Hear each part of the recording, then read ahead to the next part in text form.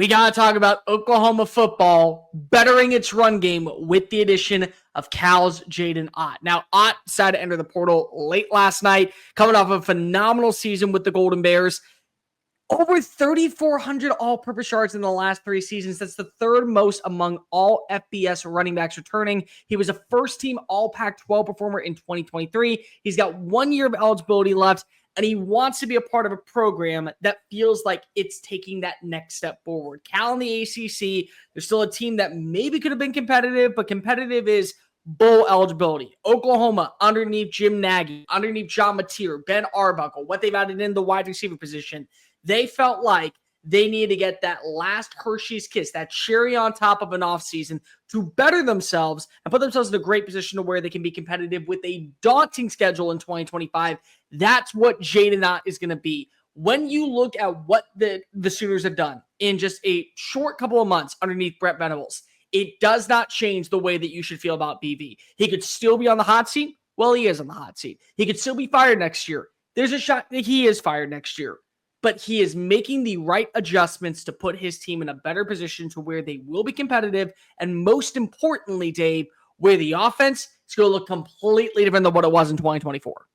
Yeah, I mean, I think the Jaydn Ott addition is, no-brainer. I don't think anybody could argue this is a great addition to some questions in the backfield. But again, I think the main question on how this run game will go will ultimately be told up front. I think everybody kind of thinks about that. I already posted something on Twitter today. An Oklahoma fan commented, it was like, well, what about that offensive line? It's like, you're 100% right. I mean, Bill Beatonbow has his hands full. Again, hopefully they got some injury help this year. But again, Jaydn Ott, I mean, couldn't ask for a better running back out of the portal. Again, can do everything, shows patience, vision.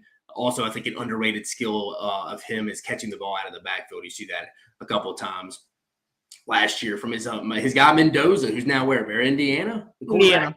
Yeah, he's at Indiana. But no, Jaydn Ott, phenomenal addition here for Oklahoma. You got to be fired up if you're a Sooner. I'm fired up to cover him in the SEC because, I mean, I think we saw Auburn fans are real accustomed to this guy after seeing him the last 2 years in Berkeley in 23.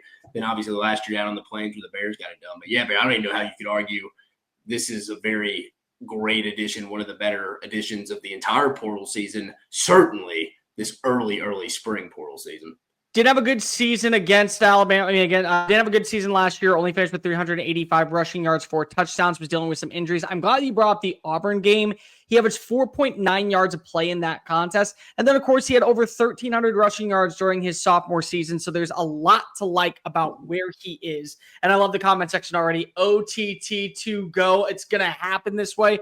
You brought up the pass catching capabilities. The thing that I love about this more than anything else is John Mateer comes in an offense that loves to run the football. But when they run the football, even though Ben Arbuckle is going to be a dude that wants to uncork it, he's going to trust his run game and his running quarterback.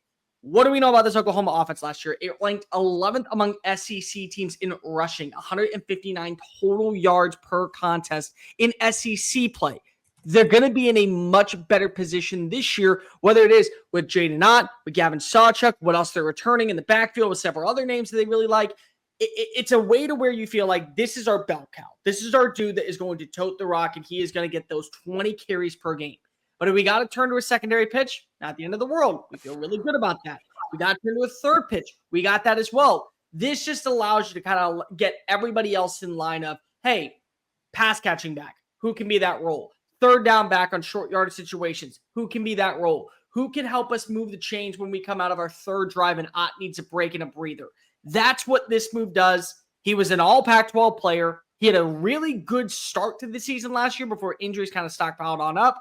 And John Mateer was at his best at Washington State when he had a stable run game. He's got himself a stable run game now. Yeah, I also think until the passing game, like the passing threats, like Giovanni Gibson, we heard he's a little banged up, the Pine Bluff transfer. It could be a slow start for the Sooners from that standpoint, even at the tight end position, a little to be determined at that spot as well. I think Jaydn Ott here being potentially a check down as you're getting your feet wet early in this 2025 season for, as you mentioned, Arbuckle and John Mateer. I think that could be another serviceable thing too. I mentioned his receiving ability, but I just think overall for the offense to open that up.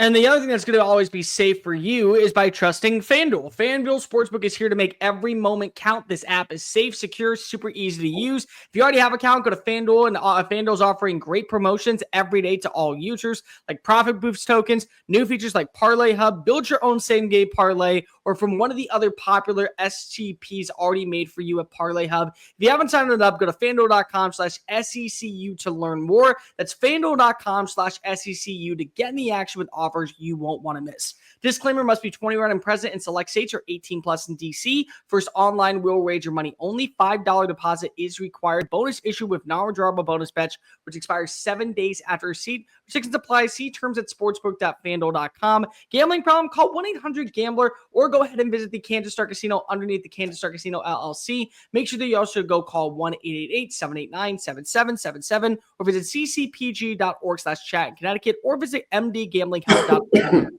Hope is here. Visit gamblinghelplinema.org or call 800-327-5050 for 24/7 support in Massachusetts, or call 1-877-8-HOPE-NY or text HOPENY in New York. All right, Dave, let's go ahead and break this down as we love to do the grading scale. And we're going to do this for all the players that we go through in this spring portal. But just really quickly, what is this? How do we look at this overall offense now with a guy like Jaydn Ott in the backfield?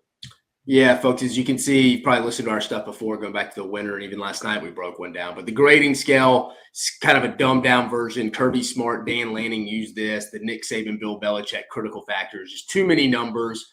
You had to get quick answers out. So this is where this was simplified by Dan Lanning and Kirby Smart here. So they both used it at Oregon and Georgia. But elite, as you're going to see, there's LSU players here as an example. This is something LSU uses as well. But it's a day one. It speaks for itself. Day one starter. Guy's going to be a top number one position player at his position in the country. First round draft pick is what you're projecting there. All league, not that much further off there. Easily a 2-year starter, probably all conference guy.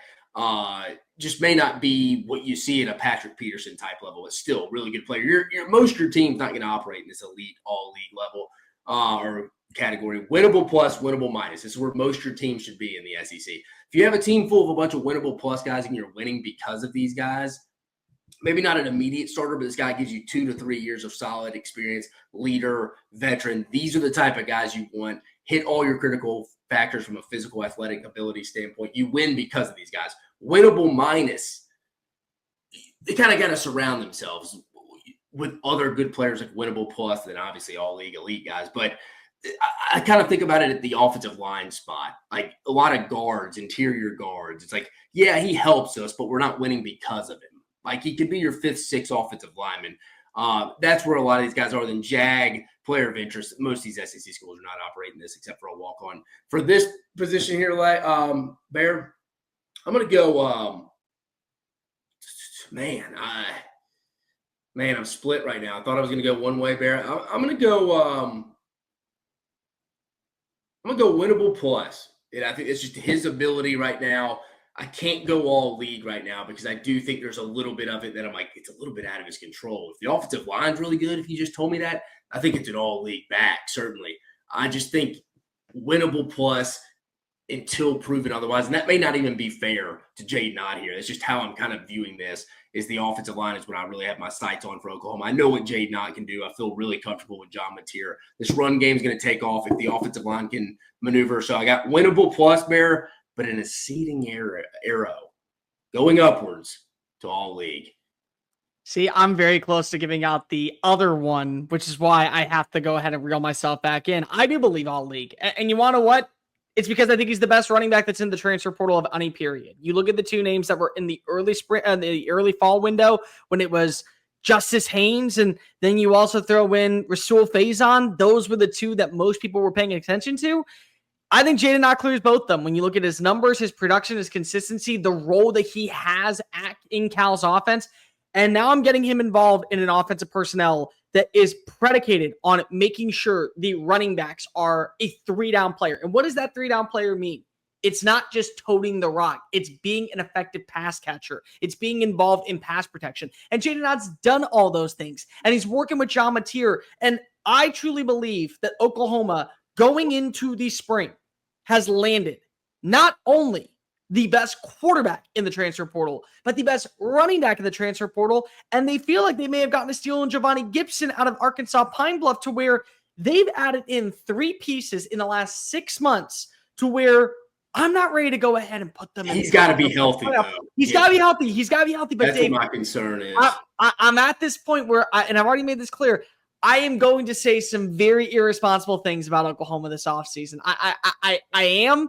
The way that I felt about Tennessee, baby. The way that I felt about Tennessee with Nico is now how I kind of feel about Oklahoma, because of they've crossed off every single little minute thing that could hinder their success.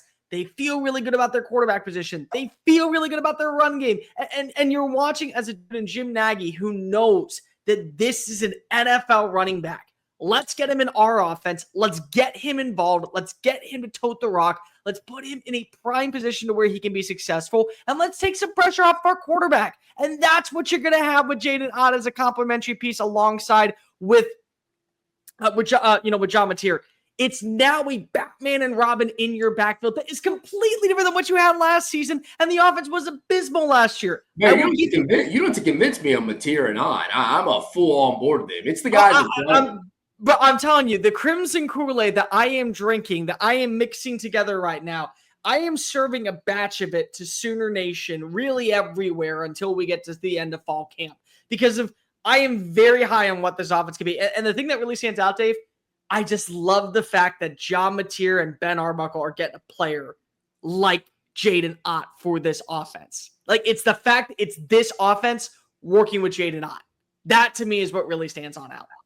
Yeah, I mean, I agree with Stevie G. Is Mateer Ott the best portal? He didn't say it, but I would say it is. Mateer Ott the best portal quarterback running back in the SEC this year. Yeah, I mean, I don't know what would be a close second. Yeah, it definitely is. It's like I'm saying, I'm not those. It's definitely. I mean, it could be the best combo in the entire country, not just the SEC. It probably is. I'm just worried about the guys in front of them, and obviously we got another guy to talk about tonight at some point. In addition to that spot, I'm concerned about. At the end of the day, you can convince me that John Mateer and Jaden Ott will lead the SEC in passing yards, in rushing yards, in total yards of offense, in total touchdowns, and I will buy it.